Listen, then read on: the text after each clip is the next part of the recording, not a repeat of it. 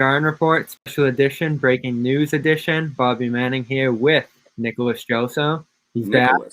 The camera's fixed. You're looking sunny and bright over there. And the future is not looking that way for the Celtics right now. Jayson Tatum entering the NBA's COVID protocol. No positive test necessarily. That's not what the report said, but he will be out for the next 10 to 14 days, joining Williams, Tristan Thompson, on that list, Robert Williams III, who was tested positive. So we have an outbreak in Boston. And this isn't just bad news for the Celtics. This league looks like it's in trouble right now. That's the way I signed off last night, saying we better hope over the next few days, over the next week, that this NBA protocol works. And right now it looks like it is not. Duh, Bobby, man. I mean, but if you think about it, every league started this way. The NFL, who I was probably most critical of all the leagues, has ended up just muscling through it and getting through their season. And I don't think suspending the season is the answer. I think they just got to power through it. And you listen, Kevin Durant was. You're going to have marquee players. If the governors didn't want a bubble, the NBA complied with the players and the owners. This is what we have to deal with. The only shame is does it stain, Bobby, the great. They showed such a great path to follow in the bubble. Does this now kind of stain that success level that they had in the summer? If they have to postpone another season, if they can't get through this, then it certainly does. That's what everyone will remember more than the bubble. But don't you think they're going to wait until the vaccine and then just start vaccinating? I mean, really, they have to muscle through probably 60 days, 45 days, I would think. For March 5th is what they have scheduled right now, all very tightly condensed. You know, the Celtics are going to play 7 games over this period that Tatum's. Well, and that's the implication. But first, let's keep talking COVID for a minute. I explain 1 second. The Celtics have rapid, and because you're doing a story on this. I think you're going to talk to Cedric about it, Maxwell about it, and stuff. But the Celtics have the rapid testing. Yeah. They have media in the red zone get tested. Our media is yellow or orange, so we're nowhere near the court. They have the rapid test, so why then do they put them in COVID or Hilton, whatever it's called, protocols for 14 days if the test comes back negative? Well, they also have contact tracing, which is the key in a lot of these situations. They have devices, they have technology that allows them to see, were you in proximity to someone who did test positive for a certain amount of time that would put you at risk, because we all know about the incubation period. Sometimes a positive doesn't show up for several days. Right. And I think that's the hole in the protocol right now. If players are breaking through and exposing other players to it in that time frame. The Celtics right now, we don't know where it stemmed from. But in Philadelphia, where they only have 7 players tonight, Seth Curry Doc suiting up. I mean, they're going to get the 2 docs, Dr. J and Glenn Doc. Doc Rivers an hour ago, he doesn't think they should be playing today, but they are. Well, of course he's going to say that. He has no players. I mean, the down team, and it went on with the NFL. We heard it all season long. The team that's impacted is going to bitch and complain. I mean, that's what it's going to be. But then you look tonight, tomorrow the Celtics play Miami, and what about everybody there who has been in contact with Robert Williams, with Jayson Tatum? They now have they can infect the Heat. Well, that's the question now. Tatum was in contact with Robert Williams on that road trip. There's no doubt about that. And who knows if that's what they're tracing him to. We don't know if he's positive. But with each passing day, each player has exposed the day before that might not be showing up in tests. Carson Edwards entered the NBA protocol, but he was close to Robert Williams on that road trip. And he tests out yesterday, but does he test out tomorrow? Like, we test every day, on days. But we know stuff can slip through testing over a certain amount of period of time. And during that time, additional players could be exposed. Referees could be exposed. Coaches, staff members. And this could just spiral out of control. Operation, security, you name it, all the way up and down. I mean, you're talking about, no, there's not 20,000 people in the arena, but there's a couple hundred. Now, I can tell you outright, the security measures they're not absurd in a bad way, but they're really stringent. I mean, you're wearing a a device that tells operations where you are at all times. Yeah. So you're in plexiglass, you're separated. But I guess, again, I keep going back to all the other leagues because this happened. What is the difference in the NBA protocols compared to NFL? Say, they had no protocols really. I mean, it seems that way. I know they did, but what's the difference?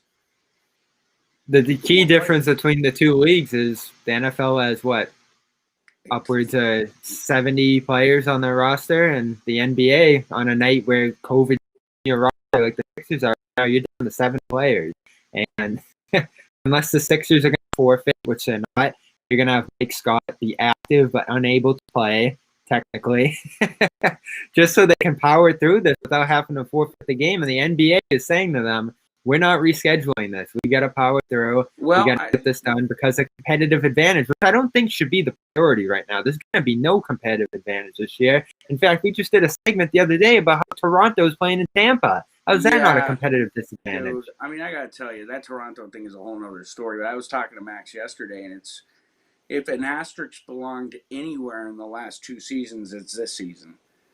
The bubble was more difficult. Isn't that crazy? Yeah, I mean, it is crazy. It's crazy that we're still talking about this. I remember talking to you the day after the NBA shut down in March and saying, don't worry, 2 weeks, Bobby, we'll be back. I mean, here we are a year later almost, and I don't want you to laugh at me. Does Danny sign Evan Turner to a 10-day? Does he tell him to get in shape? I mean it. I don't think they're there yet, but that could be the underlying factor bringing Evan Turner in for this internship. To me, it makes no. I remember being in a press scrum when Evan was here, and they were teasing about him. Oh, wouldn't that be something? Well, he was saying him someday rips off the. The fans would love it, But yeah, I mean, I don't. I mean, that sounds funny and everything else, but I don't put it out of the equation, Bobby. I mean, what does Evan Turner bring to the table other than the media liking him and the fact that he's still of age to be able to play? Get on a treadmill and start getting in shape, Evan, because the 10 days coming your way. And I mean, I would be much more comfortable with Turner at the handling the ball. If you split it between Turner and Pritchard while you're waiting for Kemba, because you can't rush Kemba Walker back because of this. You gotta keep Kemba away from everybody now for sure. Like I know he's supposed practice, to get right. This is the other aspect of this too. Obviously, Kemba's he was on the sideline high-fiving everybody yesterday, so I guess that's kind of out of the picture, like keeping him a little more separate. Well, it's a joke, Bobby. What's the 2 feet between everybody doing, really? There was not 2 or 6 feet between everyone in the pregame handshake line. He's up, super high five for Taco, and that's what made me a little uncomfortable about the game yesterday. And I know the big story coming into it was Kemba coming back and that news, and I can't answer questions about COVID situations. He's in a very tough spot right now, so I understand why the question wasn't asked. Adam ended. I don't, and I love how certain media members ask questions by starting, I know you can't answer this, but... Well, that's ridiculous, but... I mean, the questions have been horrendous, but I'll keep that to myself. Yeah, it's just like, how does Brad feel about this? How do these other coaches feel about this? Because they don't have the answers. They're not experts. They're just blindly following what the league is telling them to do right now and hoping for the best. And at least right now, it doesn't feel like that is working right now. Like, Boston's situation is going to be manageable if they can figure this out, keep these players out of the fold, and really stop the spread. It feels like Philly is spiraled out of control. Now they have played Washington. They're going to play Denver tonight. It's funny, the Wizards have to be nervous on 2 ends. They just played the Sixers and then just played the Celtics yesterday. So all of a sudden they could be a point of spread here. Like this, you just see how quickly this could spiral. And and you had just mentioned, like, we thought the bubble was going to be weird in that sense. We thought the results would make no sense. Well, right now we're looking at a league where everybody's effectively even in terms of wins and losses so far. No team has separated themselves too much. And COVID has made its way in. We didn't have a single case in the bubble once things got going. And now there's already multiple. And go to strip clubs. No, go get takeout. But here's the drill, Bobby. Here's what kind of confuses me, I guess, in regards to COVID. If you think back on being shut down, we were in a complete utter. Now, I guess the communication level at that time we didn't understand it very well, but we were in an utter state of panic because meaning our company's reporting staff were in the locker room with Utah, in the locker room with the Celtics, around Gobert, and everything shut down because of that 1, 2, 3, 4 cases. We now know what would have happened had they not shut it all down last spring. They would have just kept spreading. When now? What is so one case was the threshold. You remember the video they kept playing on a loop of Gobert taking the reporters. Yeah, rubbing his hands all over, yeah. Silver needs to come out and at least say this is the dead stop point. When we get to, if we are to get to this level, and that's a PR thing as much as it is a safety. Right now, guys like you and I in the media are going to say, what's it going to take to shut it down for 2 weeks? Somebody ending up in the ICU on a ventilator, right? God forbid. Yeah. What is it? What is the point where we say, enough, the vaccine is 30 days away, let's shut it down and do do the season on the same schedule as the bubble, but bring the fans back after everybody's vaccinated for the second time. Well, that's another PR question, too. Like, at what point does the league use the vaccine? Right now is certainly not the time, but at what point is it available enough? Have all the frontline workers been vaccinated? I know the second is first responders, and then you have older people who are at risk of dying. Vaccinated. My mother got vaccinated last Saturday. She got the first round because she works in healthcare. Should the NBA be before the general public? Well, the president the president-elect, has said there will be no preferential treatment. Mm-hmm. So that tells me no. However, I don't think that I agree with that because of the fact that players are traveling. I don't want to get into politics, but think of it like Trump's COVID circus all summer, where he spread it all across the country with these. The Celtics, the players, they're traveling. So if they're traveling and they're staying in a city for 2 or 3 days, no, it is not an NFL staff, but it is 30 people, plus the operations in the arena, plus the flight attendants on the jet, plus the hotel staff. So when do you say, okay, this isn't preferential treatment? The leagues have to play. The general public needs something. They need sports, at least, to divert them from the talk news media and all the terribleness going on everywhere. So do we vaccinate them as almost like a public service? My answer to that is yes, you do it, because we all know, you and I think probably everybody in the chat room, it was really fun watching the old school games for the first 2 weeks. But after that, thank God we had Jordan's drama. Yeah. Because without sports, what is everybody doing? They're locked into CNN or Fox, and they're seeing hell on earth unraveling in front of us. This would be some time to have. Well, there are other sports out there. Hockey's about to get rolling, and what's going to happen with them? It's a very similar case, like as basketball, only more gear, more equipment to touch. Yeah, more, they're going to be out of the bubble as well. Mm-hmm. Football is wrapping up now. The playoffs are going on as we speak. That's probably why there's not a ton of people watching this right now. But Emmett asks, what do you think about suspending the season? I've heard this been mentioned. Do you stop the spread now so you don't just get out of control and end up shutting down in a crisis mode? Do you pause things for 2 weeks? There's some flexibility in the second half of the season. They haven't scheduled that yet. You could slide the season back a little bit and try to get this under control before it loses control. Remember on Wednesday, and let's not get into the occurrences, but I think it had a 9/11 feel to it, and we all thought, will they play tonight? Will they play tonight? You guys muscled through a very difficult post-game show, but I think 1,500 fans showed up live to watch it, right? So I think there's a point where we have to say, like, the world we as human beings need something a little more optimistic to think about. So I think you're right. They got to put some sort of a hard stop on it. But at the same time, I don't believe in canceling the season. No one is going to die. That hopefully, knock No, on I wood. don't mean cancel. I mean postpone and try to Yeah, come but up with a. postpone, that gets into so many dollars and cents, dude. How are they going to? They lost how much? The ratings, and I don't want to get into that, but the ratings were down so much in the bubble. No fans, no season for half the year last year. They lost. The NBA is bleeding, right? So is the Yeah. NFL. So is the MLB. They all are at record lows. So take away the public service then, and talk about from an aspect of finances. How is this going to impact these leagues long term? We've already seen Yeah. the salary cap change, right? It's no mistake that expansion got brought up last week at a Expansion.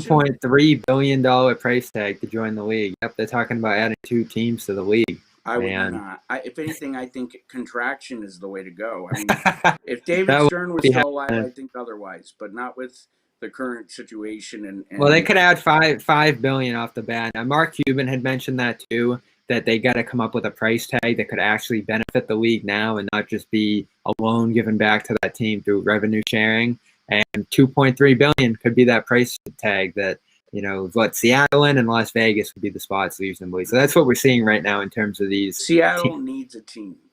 Yeah.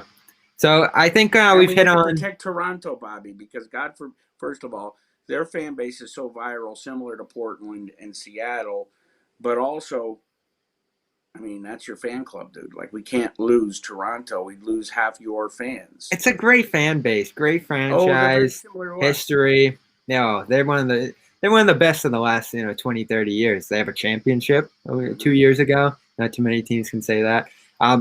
We've hit the logistics. Basketball. Let's say the Celtics keep rolling now. 7 tough games ahead. The Heat, the Sixers, Magic series. How are they going to get by without Jayson Tatum? Probably one of the most valuable players in the league right now. Yeah, I mean, you look at it, and it's funny because last night for the It's Aaron listeners. Nesmith time finally. Well, I mean, there's no choice, but I looked at every night. I go to bed. I get up in the morning, Bobby. There's always the news that happens in the night before in my text thread from you. So you sent me. Tell the listeners the stat. It was something about top 2 duo in the NBA right now. It's Tatum and Brown. Only second to I don't remember exactly what it said, but So there's a point here. Through 10 games, they're the highest scoring duo in NBA history. Curry and Durant are 2 through 4, and Kobe and Shaq are number 1 in 96 and 7, I believe. Okay, so when I was not to throw this all the way back, I know it gets on the youngsters' nerves, but when I was a kid, the Celtics would get almost criticized when all the scoring would come from Bird and McHale, or Bird, McHale, and Parrish, right? It would be like, what are the rest of the team doing? This is kind of like reasons why. We saw it at the end of that era when Bird got injured or they got older. So to me, it's really difficult when two players are taking up all the scoring. So you really have to see, the ancillary guys step up. And thank good Lord that Jaylen Brown has improved on a steep incline the last 3 off seasons, and now can handle the ball and can make decisions on the fly and isn't a turnover magnet, because he's really going to be needed. The number one thing here, He's number Bobby. 1 now. Yeah, there's the answer, right? And we Yeah. already had Goodman eat crow on Bob Ryan on his show. But, I say that the number one thing here for me is keep everybody safe, keep Kemba away, because the playing field is open. We as the Celtics are in the Atlantic Division with a team at the top that has 7 players tonight. So they're at the same level, if you know what I'm saying. I mean, if you look at the standings, Bobby, what are the standings? I stopped looking because they're so They don't mean hard. anything. That's another place where we left the show last night. It's like everybody's beating everybody. Charlotte looks pretty good. Charlotte, you want them to look good because you're a Hayward guy, but they look good now. That I don't have any faith in them. They could keep Gordon, yeah. I mean, when you think about it from a basketball standpoint, those 2 Sixer games are really the 2 that stick out on that schedule, depending on their health situation. And that's where Tatum would really be missed. But I think they could skate away. Who are the teams? Orlando twice. So Chicago. Miami and Chicago, and the first Orlando game would feasibly be the games without Kemba. There would be just Jaylen rolling with the other role guys. Well, Kemba won't be there for tomorrow. I mean, Friday he's practicing. Adam Himmelsbach says Friday's the target for his return against Orlando. To play? Yep. Well, listen, I mean, we have a very, very good advertising partner that is signing on. I'm not going to mention names till they do, but they do that work. They do that regenerative medicine, same thing that Kemba got. And we had talked about this on beginning of last week, and it is quite possible for him to make that return. And barring they don't, I'm no doctor, but barring they don't overplay him and they do minute restrictions, he could come back and be what he is. I've said that all along. I mean, John and Jimmy were concerned they could miss the entire season. John and Jimmy not so much, but John is a pessimist always. And Jimmy could be pretty pessimistic too. So, and I hope they're listening. I understand their pause. I understand their concern because arthritis is scary. But everything I've learned about this regenerative medicine, and I've been doing a lot of work with these people, getting them set up and asking and learning about it, because we got to talk about it, is that it is the best case scenario. So someone his age, hopefully he'll recover. I just can't believe that he would go from that cryptic PR press release right before tip-off last night from the Celtics to playing next Friday. I thought that was the target date for him to practice. No, he's back at practice now, and they're not practicing today for obvious reasons. Maybe that impacts the timeline. But if all things went well, the target was Friday from the return. That could be pushed back now, depending on how practice goes this week. The question, Bobby, is Marcus Smart? We don't know because of how poorly America has done with this, but is Marcus Smart in danger? Because he's had COVID. I mean, can he? I think there's only been 2 cases, right, where they've gotten it again. Yeah, we have no clue about that. So if that happens, that would be very concerning on a wider medical level. But so Marcus, barring an in-game injury, we know the odds are is he's safe. Knock on wood. Now the other question is, and this is the big one that no one knows, is the long-term effects on athletes and young I was going to bring that up, especially so NBA, NFL, their players, their front office owners, governors. They no. In the NFL, they are owners. Yep. That's why I said both. The deal came. They had collective bargaining. They came to a deal, and they both decided that these protocols are fine, and that's what we're gonna do. College players, man, they've just been thrown out there. A player's collapsed on the floor and almost died. Duke, look at the situation with Duke women. I mean, here they're fighting because the women want, Bobby, your outfit is getting brutalized in the comments, and you do kind of look like Chester the Molester today. No, I'm just kidding. I'm kidding.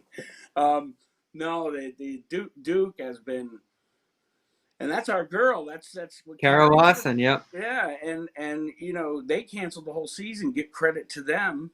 Coach I've been very, I think, doesn't he? He wanted everyone to make March Madness and postpone the season until they figured out what was going on. And of course, the NCAA said, nope, we're not doing anything on this. Conferences handle it. We bear no responsibility. We don't have a plan. The conferences have a plan. And now, every week, multiple programs shut down. So, I mean, the NBA is in better shape than they are. That's why this entire kind of NBA experiment for the season, having a really rough start like this, has been, it's pained me a bit here being so close to the league because, they were leading the way, and now, who I'm talking about, the guys who are out there talking about COVID being fake, right? They're the ones that are saying, I thought the NBA had the contact, they had it all down pat, right? So no, but yeah, to get back to your point, sports in general has passed the point of, are we playing? We debated that almost a year ago in April, should sports come back?